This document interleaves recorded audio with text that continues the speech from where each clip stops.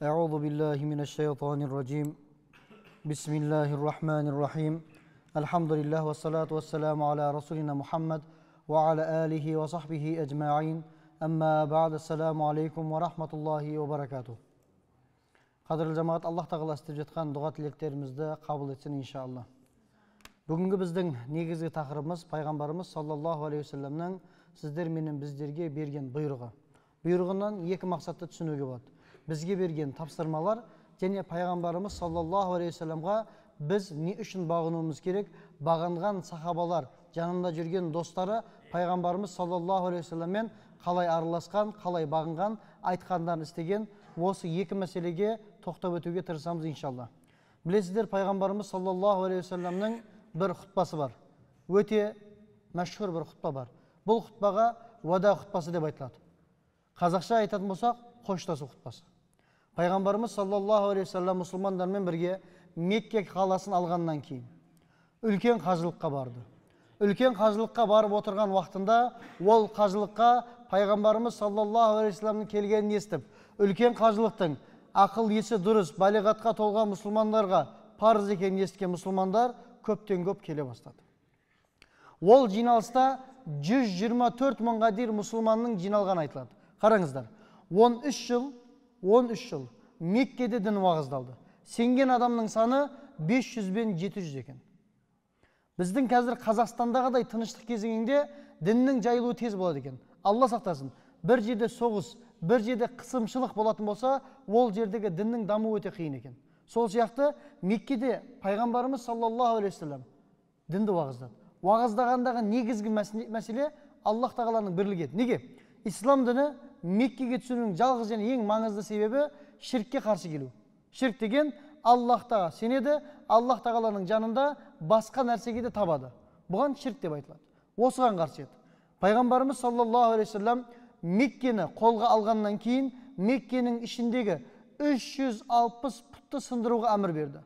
Бұл пұттардың ең үлкен екеуі бар еді. Біреуі Лат, біреуі Узза. Осы екі пұт сындырылды. Және де бұл тапсырманы Али радиаллаху анхуға берді. Неге? Ислам дінінің негізгі мақсаты орындалды деген сөз. Яғни ширк, негізгі ширктің жайылып тұрған, таралып тұрған жері Меккеге жоқ болды. Бүйтіп айтқанда Меккенің ішіндегі пұттардың барлығы сындырылды. Сол жерге қажылыққа келген уақытта пайғамбарымыз саллаллаху алейхи вассалам Құран-ы Кәрімдегі мына аят кәриманы оқыды. Акмалту лакум динакум. Бүгін мен дінді тәмамдадым деді. Бұны естіген сахабаи кирамдар қатты қуанды. Ислам діні тәмамдалыпты деді. Бұдан біз мынаны шығарып қоймайық. Онда вада хаджынан кейін уахи түспеген, Құран түспеген деген ұғым жоқ. Пайғамбарымыз саллаллаху алейхи вассаламның соңғы деміне дейін уахи түскен. Дінді тәмамдадымдан мақсат ислам дініне жайылуына бір бетон, бүйтіп айтқанда дайындалды. Бір мемлекет бар. Мұсылмандарды барлығы таныды. Әскери күш бар, осыны айтып жатыр. Дінді тәмамдадым дегенде барлығы қуанды. Абу Бәкір радиаллаху анху ғана жылады. Бұны кейінгі уақытта сұрағанда, мен пайғамбарымыз саллаллаху алейхи вассалам бұл сөзінен ол кісінің өлімі жақындағанын білдім деді. Пайғамбарымыз саллаллаху алейхи вассалам соңғы құтпасында біздерге мына насихаттарды айтып өтті. Бірінші, мен бүгіннен кейін, бұл жылдан кейін сендермен жолға алмайтын шығармын деді. Бұл құтпасын бастағаннан кейін Аллах Тағалаға мадақ, пайғамбарымыз өзіне салауат айтылғаннан кейін айтылған әңгіме. Бұдан біз нені білеміз? Пайғамбар да болса, Аллах Тағаланың сүйікті құлы да болса, ол кісі фәни дүниеден өтті, мәңгілік дүниеге. Өлім бар. Екінші мәселесі не болды? Ислам діні малдар мен жандардың тыныштығына ие болды. Қалай түсінеміз? Біз ла илаха иллаллах Мұхаммаду Расулуллах десек, біздің көршіміз христиан, яхуди немесе атеист болса, Құдайға сенбейтін немесе ширк келтіретін біреу болса, біз оның мал мүлкіне тиісе алмаймыз. Неге? Бізде зұлымдық қылу жоқ, және де мазлумдарға жәрдем беру бар. Ол адам болған үшін, сізге қарсы бір соғыс ашпаған үшін, ол адам басқа дін деп, немесе басқа дін өкіл деп, біз оған артық әңгіме айта алмай қалады екенбіз. Ислам дінімен адамдардың малдары мен жандарының тыныштығы келді деп айтылады. Және үшінші өсиеті. Жахилия дәуіріндегі ислам діні келмей тұрған уақыттағы әдеттеріңе қайтпаңдар деді. Бізде де кейбір ырымдар бар. Кішкене логически ойлап қарасақ, ақылға қонбайтын бір ырымдар бар. Сондай нәрселер біздің де ислам дінін қабылдамай тұрып, шынымен иман етпей тұрып істеген нәрселеріміз болатын болса, бізге де тиесілі нәрсе. Яғни керек емес, дінге сай емес әдет-ғұрыптардың барлығын не істеуіміз керек екен, тастауымыз керек екен. Және де төртіншісі, кімнің қолында біреудің аманаты болатын болса, оны өзінің иесіне алып барып берсін деді. Аманаттан мақсат. Қараңыздар. Пайғамбарымыз саллаллаху алейхи вассаламға мүшриктер сенбеген. Пайғамбар екендігіне. Бірақ әл-әмин, сенімді, аманатқа қиянат етпейтіндігіне сенетін болған. Пайғамбар екеніне сенбейді, бірақ өздері басқа бір жерге сапарға шығып бара жатқан болса, қолындағы әшекей бұйымдарын пайғамбарымызға тастап кетеді, қорғап отыр деп. Тарихи оқиғаны білесіздер. Али радиаллаху анху пайғамбарымыздың орнында қалады. Бұдан біз нені түсінеміз? Төсегіне жатып қалудан да маңызды нәрсе бар. Не? Пайғамбарымыз саллаллаху алейхи вассаламның аманат қылып алған заттарын иелеріне қайтып алып барып бер деп, Али радиаллаху анхуды өзінің орнына тастап кетеді. Хижреттің уақытында. Қараңыздар. Аманатқа қиянат қылма деген сөзден бұрын өзі осы нәрсені амал етіп жүр. Біз мына мешітке келдік па, намаз оқыдық па, біздің сипатымыз пайғамбарымыз саллаллаху алейхи вассалам секілді болу керек. Аманатқа қиянат қылмайтын, біреудің жанына зиян келтірмейтін, басқа жаман, нашар, дінге қатысы жоқ әдеттерді істемейтін болуымыз керек екен. Және де бұлай деді. Келесі бізге берген бір насихатында, шайтанның амалдарынан, шайтанның айлаларынан бүгін құтылдыңдар деді. Бүгін құтылдыңдар. Бірақ шайтан сендерді үлкен күнәларды істеп шақырмайды. Шайтан сендерді кіші амал істеп шақырады. Қалай? Біреу келді, дос баламыз немесе ағамыз келді. Пәленше үйде ма деді. Баламызға айттық. Жоқ деп айта сал дедік. Көрінбейді, білінбейді. Бұл бірақ күнә. Өтірік сөйледік. Осыны тұрақты түрде істеп жүрсек біз не боламыз? Кәззап боламыз. Өтірікші. Ал өтірікшілік мұнафықтың белгісі ме, мұсылманның ба? Мұнафықтың, екі жүзділіктің белгісі. Қараңыздар. Шайтан лағайын, ислам діні толық келгеннен кейін, пайғамбарымыз саллаллаху алейхи вассалам ислам дінін тамамдағаннан кейін бізге үлкен күнәмен келмейді екен. Кіші күнәларды тұрақты түрде істетіп тұрып, бірден бізді мұнафық немесе діннен шығарып кәпір қылып қояды екен. Бұл пайғамбарымыз саллаллаху алейхи вассаламның бізге абайла деген мәселесі. Одан кейінгі өсиеті әйелдердің ақыларын беріңдер деді. Неге? Мына мәселені айтайық. Жахилия дәуірінде әйел адам кім еді? Біздің мынау телефон сияқты нәрсе еді. Қаласақ ашамыз, қаласақ жауып қоямыз. Қаласақ қолданамыз, қаласақ қолданбаймыз. Әйел адам сондай еді. Бір ақысы жоқ, сөйлеуге бір құқығы жоқ. Егер әкесі, анасы қайтыс болып қалса, мирасын да ала алмайды. Өзінің пікірі жоқ, біреуге күйеуге өтем, тимеймін деген сияқты. Бұл нәрсе бар екен. Бұл пайғамбарымыз саллаллаху алейхи вассаламның сіздер мен біздерге берген соңғы насихаттарының кейбіреулері. Енді сіздер менен біздерден сұрақ сұралады. Сахабалар пайғамбарымыз саллаллаху алейхи вассаламның үкімдеріне берген бұйрықтарына қалай бағынатын еді? Бәдір соғысының кезі мұсылмандар отыр Мәдина қаласында, пайғамбарымыз саллаллаху алейхи вассалам сұрады. Ей асхабым, соғысамыз ба, соғыспаймыз ба? Не дейсіңдер деді. Бұл сұраққа Мығдат бин Асвад бұлай жауап берді. Орнынан тұрды да, ей Алланың елшісі, біз саған сендік, жүрегімізбен иман еттік. Біз Исраил ұлдары сияқты, Исраил ұлдарының Мусаға айтқан сияқты, Муса, сен бар, және Құдайың барсын соғыссın. Біз осы жерде отырамыз деп айтпаймыз. Себебі сен хақсың. Сен бізге мынаны істе дейтін болсаң, біз соны істейміз. Сен ең жақсы білген нәрсеңді істе, біз де сенің жаныңда жүреміз. Сенің әміріңе қарсы келетін біздің арамызда бір мұсылман жоқ деді, орнынан тұрып. Бұл Бұхариде келген хадис. Бұның жанында не деді? Саад бин Муаз орнынан тұрды. Ей Алланың елшісі, біз саған сендік. Сенің алып келген дініңе де сендік. Сен біз үшін хақ пайғамбарсың. Егер сен мына теңізге өздеріңді батырыңдар дейтін болсаң, бірінші өзің бататын болсаң, біздің арамызда сенің сөзіңе қарсы келетін бір адам болмайды. Барлығымыз да сенің арқаңнан бірге батып кетеміз деді. Бұл әңгімені естіген уақытта пайғамбарымыз саллаллаху алейхи вассалам күлімсіреді де қолын аштыра дұға қылды. Олай болса, біздің сапарымызға Аллах тағала береке берді. Мен қазір мүшриктердің қай жерлерде ұтылып жатқанын көріп отырмын деді. Қараңыздар. Пайғамбарымыз саллаллаху алейхи вассалам асхабы болған, жамағаты болған, достары болғандармен ақылдасты. Сахабаларда артық әңгіме айтқан жоқ. Bunun tағы бір мысалы бар тарихта. Hicretin 6. жылының соңы Пайғамбарымыз саллаллаху алейхи вассалам 6 мемлекетке 6 елші жіберу керек. Ұзақ мемлекет. Атпен баратын жерлер. Сонда сұрайды: "Ей асхабым, сендер маған Иса алейхиссаламға хауарилерінің қарсы шыққанындай қарсы шығып, ол жерлер ұзақ, дінді ол жаққа жайып шарт емес. Бірінші, жанымыздағы руларға жайып алақ дейсіңдер ме? Немесе маған бойынсынып, маған басып, менің айтқанымды істейсіңдер ме?" деді. Сонда сахабалар бір ауыздан: "Сен не десең со болады. Біз ұзақ демейміз. İslam dininin жайылу үшін қолымыздан келгенін істейміз" деді. Пайғамбарымыз саллаллаху алейхи вассалам жалғастырды: "Сендердің баратын мемлекеттеріңде кейбіреулері жылы мінезбен, жылы ләбізбен күтіп алады, кейбіреулері өлтіруі де мүмкін. Осыған да қарамай менің айтқаным істейсіңдер ме?" деді. "Істейміз" деді. Пайғамбарымыз саллаллаху алейхи вассалам бәрі бір-біріне ұқсас хат жазды. "Мен Мұхаммед, Алланың елшісі, бисмиллахир-рахманир-рахим" деп бастады. Хат жазылды. 6 елшіге берілгенде жаңа елшілер көше көрген, баратын мемлекеттердің тілін білетін адамдар айтты: "Ей Алланың елшісі, сен білмейтін шығарсың. Бірақ бұлардың барлығы император, басшы, патша. Bir mör болмайтын болса, бұл хатыңды алмайды да оқымайды.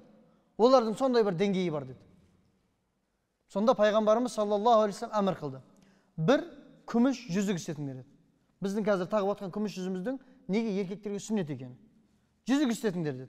Жүзікке былай жазылды: жоғарысына Аллах, одан кейін Расул, елші деген мағына, одан кейін Мұхаммед деп жазылды. Сол 6 жүзікке де бітіп мөр басты. Одан кейін елшілерге берді. Бұл хатты барлығы қабылдады. Кейбіреулері исламды қабылдады, кейбіреулері жан-жағындағы халықтан қорққан үшін қабылдамады, кейбіреулері неге бірінші Мұхаммедтің аты тұр деп хатты жыртып жіберді. Қараңыздар. Бұдан біз нені көріп жатырмыз? Пайғамбарымыз саллаллаху алейхи вассалам қандай да бір мәселеде сахабалармен ақылдасқанда ешқашан пайғамбарымызға қарсы шықпады. Қолдарынан келгенше амал етуге тырысты. Анас радиаллаху анху айтады: "Күндердің бірінде Абу Талханың үйінде едік. Кішігірім отырысымыз бар еді. Мен сол жердегі сахабалардың қолына шарап толтырып жатқан едім. Шарап. Сонда сырттан бір дауыс естілді. Айғайлаушыға арабшада мүнади дейді. Айғайлап отырады. Бұл не болды деп Абу Талха менің сыртқа шығарды. Шығып қарасам, былай деп жатыр екен: "Ей, естіңдер, ей, мән беріңдер, бүгіннен бастап шарап, бас айналдыратын ішімдіктер харам болды" деп жатыр екен. Бірденне. Сонда ішке кіріп болған жағдай айттым дейді. Сонда Абу Талха былай деді дейді: "Тез ана шараптың ыдыстарын және қолдағыларын бәрін көшеге төгіп жіберіңдер" деп айтты. Қараңыз. Кішкене мынаны ішіп алайық деп айтқан жоқ. Ертеңге де алып қой деп айтқан жоқ. Bir нәрсенің харам деген естілді ма, болды. Амал ету керек, иман ету керек. Бұл сахабалардың сізбенен бізге берген бір мысалы. Қараңыздар. Bir үкім келді, немесе уағызға келдік, немесе бір сабаққа қатыстық, Аллах тағаланың бізге берген, бірақ біздің естімеген бір үкімін естік. Біздің қолымыздан келетін жалғыз нәрсе не екен? Амал ету. Бұл оқиғаға сүйене отырып біз не дейміз? Bir сахаба бүйтіп айтқан жоқ. Кішкене ішіп алайық. Уақытша бір айда ішіп тұрайық, одан кейін тастайық деген жоқ. Желеу жоқ, басқа жоқ. Иман етілді, бас иілді, сол нәрсеге амал етілді, қадірлі жамағат. Алланың елшісі болған пайғамбарымыз саллаллаху алейхи вассалам жорыққа аттануға бастады.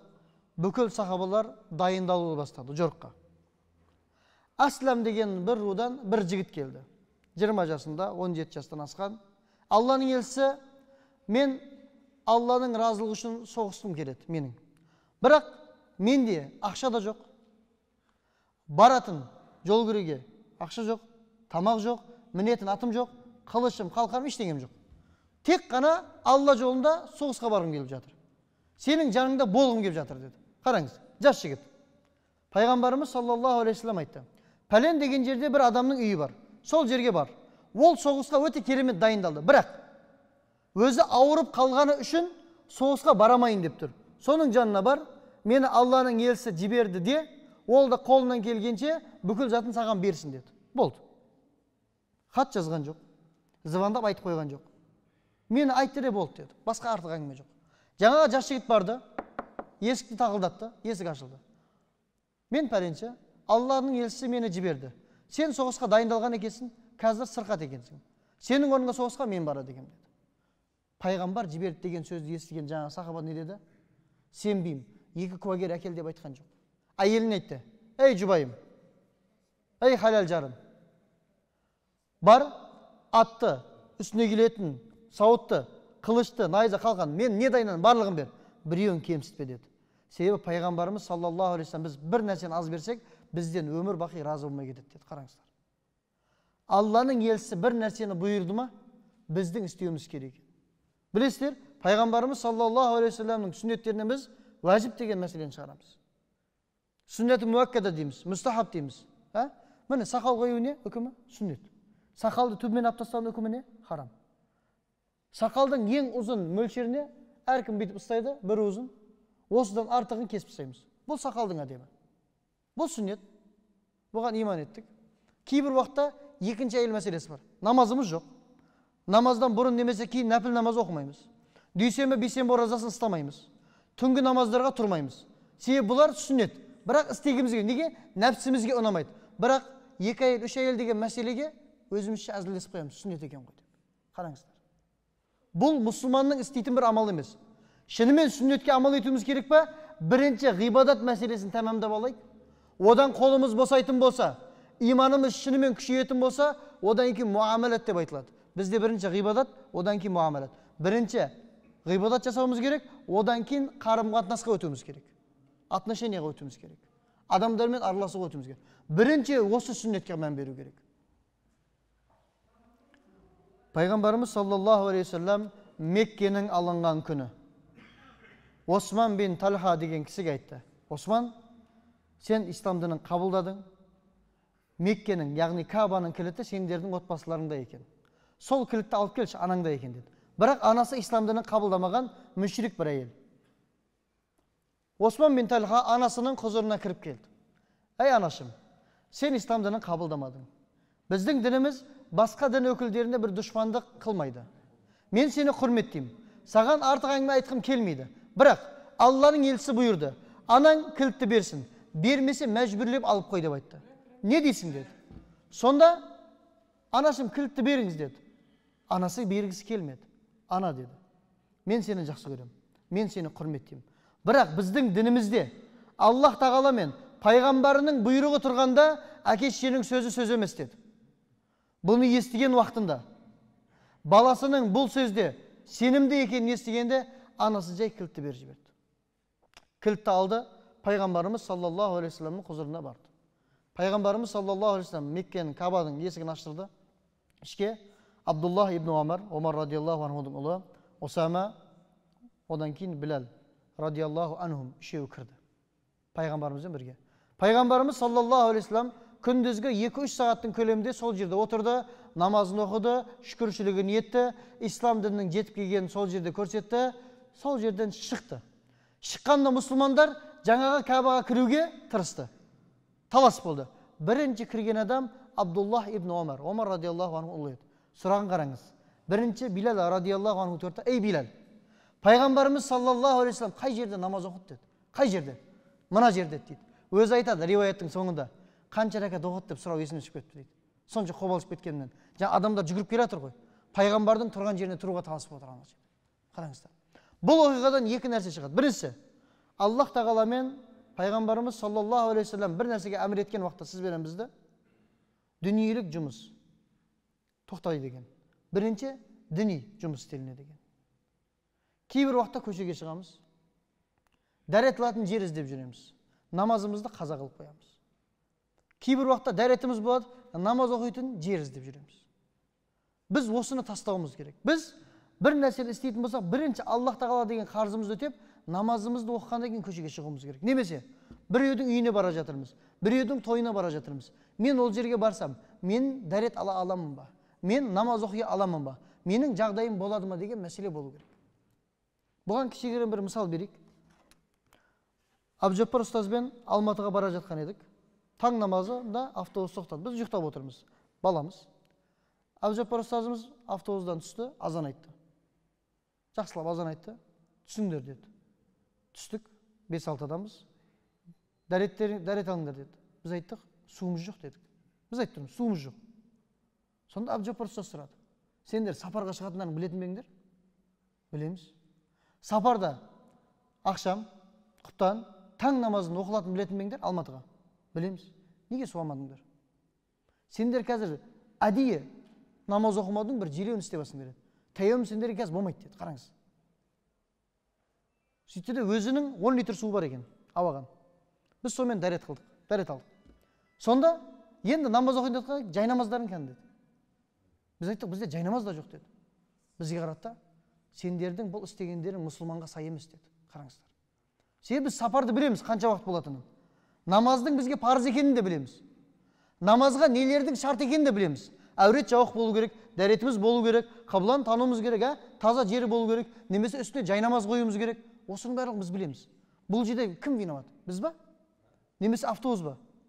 Немесе араның ұзақтығы ма? Жоқ, біз. Сол сияқты біз өзіміз бірінші ғибадатты істегеннен кейін ғана жұмыстарымыз істеуіміз керек. Бұдан біздің түсінігіміз азаннан кешке дейін не қылмауымыз керек екен? Мешіттен шықпай отыру емес. Мешітте отырайық. Бірақ дүниелік жұмыстарымызда қалып кетпесін. Дүниелік жұмыс бірінші ақыреттік сенімнен кейін келеді екен, қадірлі жамағат. Келесі мәселеміз, мына мешіт мәселесінде пайғамбарымыз саллаллаху алейхи вассалам бізге былай бұйырды. Біреудің орнына отырмаңдар деді. Бұны қалай түсінеміз? Қазір бәріміз отырмыз, мына жерде де отырмыз. Мен келдім де мына жердегі адамды тұрғызып осы жерге отырсам, бұл пайғамбарымыздың тыйым салған бір әрекет екен. Бос жерге отырамыз. Егер бұл бір күрік болатын болса, домалақ. Күрікке кіру үшін күрікті кеңейтсек болады екен, бірақ біреуді орнынан тұрғызып отыруға болмайды екен, біреу бізге орын берсе де ол жерге отыруға болмайды екен. Неге? Ол соның орны. Біздің ақымыз емес. Біздің столымызда отырған жоқ. Жалпы қоғамға ашық бір жерде отыр. Бұл да пайғамбарымыз саллаллаху алейхи вассаламның бізге берген бір ұғым екен. Абдуллах ибн Омар бұны көптен көп істейді екен. Және де пайғамбарымыз саллаллаху алейхи вассалам бір әмірі, қандай да бір жерде бір қауым жиналатын болса, ол жамағатта әйелдер және еркектер болатын болса, бұның басында мешіт келеді, әйелдерге бір бөлме бөліп қою керек. Біз бұдан нені түсінеміз? Кешегі уақытта біздің бір кластасымыз үйленді, Алла разы болсын, үйіне шақырды. Тәтті шай дейді екен. Дастарханды әйелдерге бөлек, еркектерге бөлек істепті. Бұл айтып жатқан жігіт 5 уақыт намаз оқитын жігіт емес, енді бастаған жігіт. Бірақ қараңыз ұғымын. Біреудің біреуге көз түсіп қойса, біреу біреуге артық әңгіме етіп қойса, бұның күнәсі менің мойнымда болып қалады ғой деп, жас жігіттің істеген әрекетін қараң. Сол сияқты, бұл пайғамбарымыз саллаллаху алейхи вассалам бұйрық екен. Мешіт болса да, басқа жер болса да, әйелдерге бөлек бір есік, бөлек бір бөлме болу керек екен. Неге? Біз оларға қарамаймыз, олар бізге қарамайды. Бұл деген сөз не болады? Шайтанға біз бір, бүйтіп айтқанда, желеу тауып бермейміз. Қараңыздар. Біз сақтанамыз, Аллах тағала бізді сақтайды екен. Біз әрекет қыламыз, Аллах тағала бізге берекені беріп қояды екен, қадірлі жамағат. Және де Түфәйл деген табииннен, сахабалардан кейінгі бір дәуір бар еді. Бұл дәуірде кісі айтады: мен Абдуллах ибн Омармен бірге көптен көп сұхбат ететінем дейді. Көптен көп сұхбат. Күндердің бірінде қараймын, бұл Абдуллах ибн Омар базарға барады дейді. Базарға барады да, бай болсын, кедей болсын. Жақсы нәрсе сатсын, жаман нәрсе сатсын. Саудагер болсын, болмасын. Көргеніне бітеді екен. Ассаламу алейкум рахматуллах. Ассаламу алейкум рахмат. Болды, осы істейді екен, шығып кетеді екен. Бір істеді дейді, екі істеді дейді. Үшіншісінде тағы бүйтіп айтты дейді. Ей Түфейл, шығайық та базарға барып кетейікші дейді. Мен ашуланып кеттім дейді. Ей Омар, ей Абдулла, сен дейді базарға барасың, базарға. Сауда қылмайсың. Бірдеңе сатпайсың. Сол жерде отырған 5-6 адаммен бірге отырмайсың. Ештеңе істемейсің. Не қыласың деп айтамын. Сонда Абдуллах ибн Омар былай дейді. Пайғамбарымыз саллаллаху алейхи вассалам былай бұйырды: араңда адамдардың арасында дінді жаю үшін сәлемді көбейтіңдер деді дейді. Мен бұл жұмысыммен сәлемді жайып, дінді жайып жүрмін деді. Қараңыздар. Бұл біздің бүгінгі мәселеміз.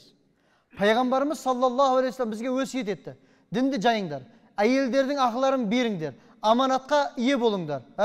Біреудің жанына немесе малына зиян келтірмеңдер. Бұл дүние өткінші, шайтанның ісіне ермеңдер деді. Соның жанында сахабалар да пайғамбарымыздың айтқанын, сол айтқанындай орындады. Соңғы мәселеміз шақырылған жерге бару. Қазір альхамдулилля ауылымызда бір уақытта 10-15 жерде ауызашар болады. бәлкім 20-дан көп. Шақырса өзімізше бармаймыз, үйде ашамын дейміз. Бұл біздің пайғамбардың амалына қарсы келуіміз керек. Қарсы келген болады екенбіз. Сахабалар бүйтеді екен. Егер нәпіл оразасын ұстаған болса, дүйсенбі, бейсенбі оразасын ұстаған болса, Рамазанның қазасы емес, Рамазан оразасы емес. Біліп отырайық. Нәпіл оразасы болатын болса, сол күні біреу үйіне қонаққа шақырған болса, барады екен. Оразасын да ашады екен. Ашқан үшін оған күні жазылмайды. Неге? Қонаққа шақырылған үшін, бірақ сол күннің қазасын ұстап беру оның мойнына уәжіп болып қалады екен. Ол адам ол оразаны не үшін бұзды? Бізден ой болмасын. Нәпіл оразасын сауабы аздау, уәжіптікі көптеу. Олай болса қазір мен ораза ұстаймын, әбетті ашып жіберемін де өзіме уәжіп болады. Бұл емес. Ол бастаған амалын соңына келтірмегені үшін оған ол амалды бітіру уәжіп болды. Түсінікті ме? Әдейі оразаны бұзу бұл күнә. Ал бастаған оразаны біреу үйге шақырса, немесе үйде отырмыз, құдамыз келді, дастарханға тамақ қойылды, біз оразамыз деп айтсақ, ұят болып көрінеді. Немесе құда мені менсінбеді деп ойлайды. Осындай жаман ойлар түспеу үшін не қылады екенбіз? Оразамызды Аллах Тағаладан кешірім сұрап ашады екенбіз. Бұған күнә жазылмайды екен. Нәпіл ораза болатын болса, басқа күні тұтып беру бізге уәжіп болады екен, қадірлі жамағат. Аллах Тағала баршамыздың пайғамбарымыз саллаллаху алейхи вассаламның жолымен, сүннетімен жүруімізді нәсіп етсін. Аллах Тағала 30 күн оразаны толығымен ұстап шығуымызды бізге нәсіп етсін. Ва ахиру дa'вана анилхамдулиллахи раббил аламин.